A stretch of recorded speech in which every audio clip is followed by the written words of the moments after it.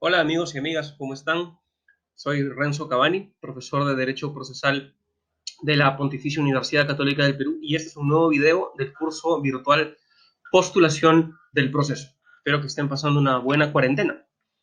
Hoy vamos a entrar finalmente a nuestro tema número 4. Recuerden que ya hemos pasado por varios, por ejemplo, hemos hablado sobre una introducción a los así llamados presupuestos procesales y condiciones de la acción, hemos hablado de la inadmisibilidad, infundabilidad e improcedencia, y lo que corresponde ahora ya es entrar en esto que se conoce como presupuestos procesales, que, como les he mencionado, tiene algunos detalles, algunos problemas conceptuales, pero vamos a tener en cuenta cómo es de que la doctrina y la práctica normalmente los agrupa para a partir de ahí desarrollarlos, ¿no? Entonces es una estrategia más didáctica que desde una perspectiva más rigurosa desde un punto de vista conceptual.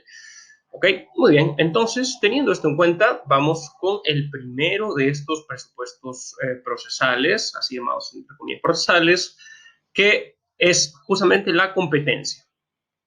Ok, la competencia procesal, evidentemente, es propiamente un requisito que debe tener el juez, entendido no como persona, sino juez como un órgano jurisdiccional. Es un requisito objetivo. ¿Objetivo por qué? Porque, bueno, corresponde al juez. Podemos hablar, por ejemplo, de requisitos subjetivos, si es que propiamente corresponden más a las partes, por ejemplo.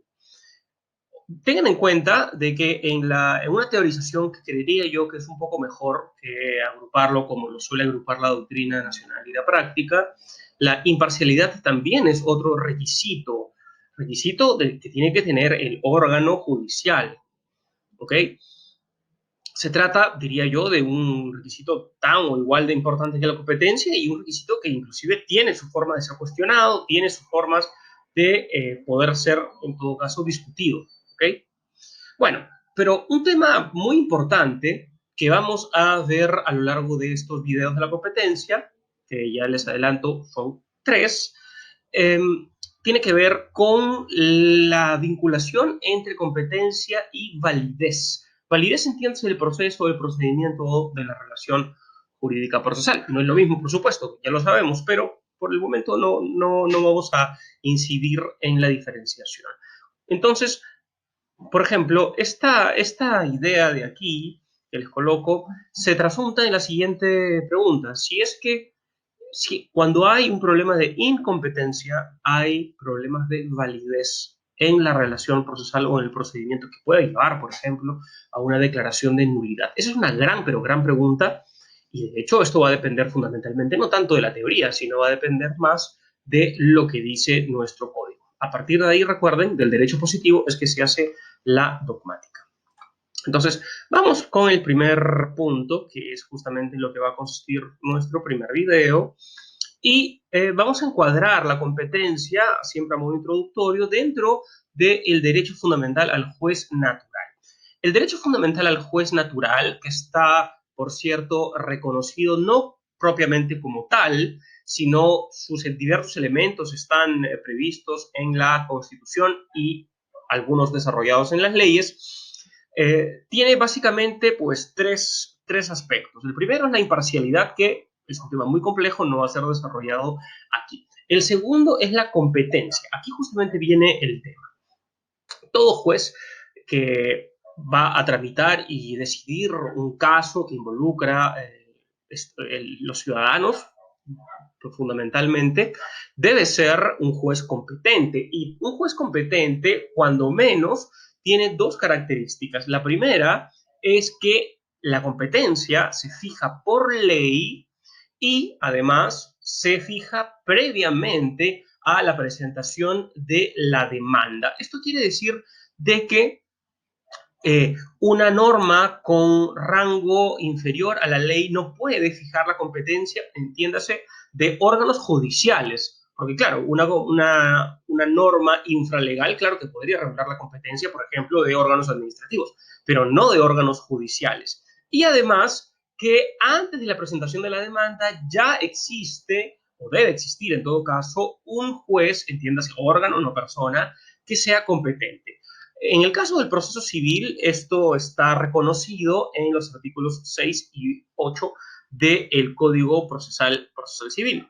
Veamos, por ejemplo, lo que dice nuestro Código Procesal Civil exactamente en esos artículos. Es bastante expresivo, por cierto. A partir de aquí es que se reconoce y se comienza a estructurar la teoría de la competencia que rige en el Perú. Vean, por ejemplo, solo puede ser establecida por ley. Ajá, muy bien. Cuando se habla de la ley, no se está hablando solo del instrumento legislativo llamado ley que expide solo el Congreso, sino también puede ser, por ejemplo, un decreto legislativo, una ley orgánica, por supuesto, como no, y en fin. Y bueno, además también tenemos esta la renunciabilidad ni modificabilidad. Eso es también muy importante. No se puede modificar salvo que sea por la propia ley o en todo caso por convenios internacionales. Y en lo que corresponde al artículo 8, vean que aquí dice que la competencia se determina por la situación de hecho existente, o sea, es lo que les he mencionado. Hay una situación previa que determina cuál es el juez competente, ¿ok? Y no podrá ser modificada por los cambios de hechos de derechos salvo disposición de ley en contrario. Esto es lo que se conoce como una expresión latina bastante común, que se llama la perpetuatio jurisdictionis, ¿ok? En el sentido de que el juez que conoce una causa es el mismo juez, el órgano, ojo, que conoce la causa es el mismo que termina conociéndola o que va a seguir, salvo que la ley lo modifique. La ley, no una resolución administrativa, por ejemplo, del Poder Judicial. Y esto es súper importante por cosas que veremos luego. Bueno, acá hay un tercer elemento que tiene que ver con la aleatoriedad, en el sentido de que el juez no puede ser elegido por las partes, y de hecho, pues esto se asuma bastante claramente en el Perú, aunque hay algunos doctrinarios que ya han cuestionado esta cuestión, pero bueno, esto es un tema que ya se puede profundizar más adelante. Entonces, tenemos en primer lugar que hay una relación muy importante entre jurisdicción y competencia. Jurisdicción aquí entendida como un poder público, o sea, una función del poder público, ¿sí? Ejercida por algunos órganos, no todos. Entonces, esta jurisdicción, entendida aquí como precisamente la función del poder público, que, bueno, hay toda una definición larga, pero el énfasis que yo quiero dar es que mediante la jurisdicción se resuelven conflictos, fundamentalmente se resuelven conflictos respecto de la libertad y el patrimonio de los ciudadanos. Entonces, este poder público, esta función del poder público, se ejerce por órganos teniendo en cuenta un criterio de territorialidad, fundamentalmente. Y esto, pues, es bastante claro, porque los órganos jurisdiccionales pertenecientes a un Estado tienen poder dentro de un marco territorial. Justamente el marco territorial asociado a la jurisdicción y también, por supuesto, a la soberanía. Muy bien, entonces a partir de esto, y ya vinculando, vean aquí con un tema de validez, que es algo que será explorado más adelante, la competencia se suele definir como el ejercicio válido de la jurisdicción, ¿ok? Es la forma como los órganos con poder jurisdiccional pueden ejercitar válidamente su poder. Sin embargo, esta definición debe ser, diría yo, cuando menos precisada, porque, como vamos a ver luego, con el régimen actual en el Código Procesal Civil, no toda competencia genera invalidez. De hecho, yo diría que existen algunas posibilidades de que pueda generarse una invalidez y no, diría yo, total del proceso, pero por regla general no se produce la invalidez cuando hay problemas de competencia. Por eso, teniendo en cuenta este detalle importante, es que yo diría de que una mejor definición de competencia sería la capacidad o aptitud de un órgano para ejercer su poder decisorio en el curso de un proceso. Por supuesto, si se trata de un juez, se trataría pues del poder jurisdiccional como lo hemos mencionado. Si es que, por ejemplo, fuese el árbitro, pues el árbitro también tiene competencia, no jurisdiccional, pero también la tiene, y etcétera. Y para terminar este primer video sobre competencia, rápidamente podemos ver ¿Por qué? ¿Por qué es importante la competencia? ¿A qué se debe que exista este criterio de competencia? En primer lugar, porque con la competencia nosotros podemos asegurarnos de que estamos ante un juez que es llamado por el ordenamiento jurídico, por el derecho, si se quiere, para poder resolver nuestro caso. Y justamente por ello es importante el hecho de entender cómo están distribuidas las competencias entre los órganos jurisdiccionales.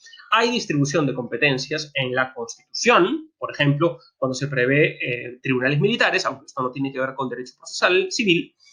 En la ley orgánica del Poder Judicial hay muchísimas normas que tienen que ver, sí, con la competencia jurisdiccional en materia civil, en el Código Procesal Civil, qué decir.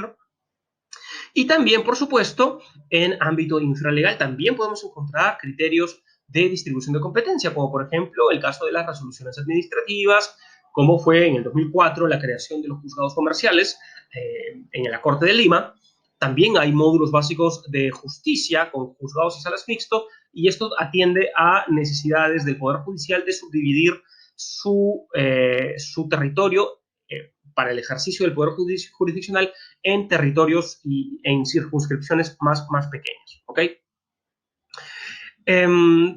Bueno, en todo caso, como les comento, al menos si es que nosotros partimos de la premisa que la competencia solo se fija por ley, o sea, por una norma con rango legal, entonces el Poder Judicial, mediante resoluciones administrativas, no podría crear nuevas competencias, ni mucho menos, por ejemplo, ordenar que de un juzgado se cambien expedientes a otro juzgado.